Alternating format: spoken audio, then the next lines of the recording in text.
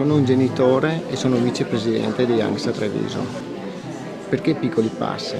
Perché effettivamente lavorare e informare le persone di queste tecniche fa in modo sì che portiamo a conoscenza che veramente lavorando con queste tecniche comportamentali riusciamo a far evolvere i nostri ragazzi.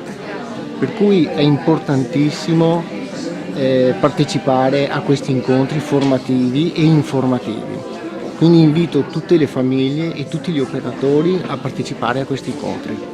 Sono Sonia Zen, presidente di ANGSA Veneto.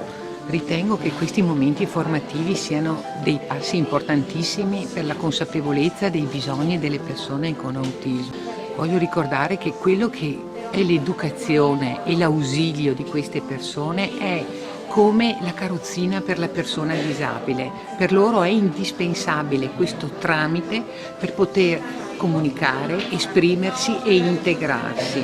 La loro disabilità, se trascurata, diventa assolutamente invalidante.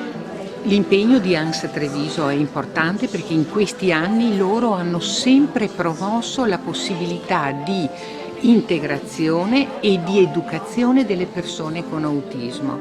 Ci sono molte cose che mancano a queste persone, però questo è un passo importante e noi siamo fiduciosi che in questo passo si arrivi comunque a un progetto di vita per la persona con questi disturbi.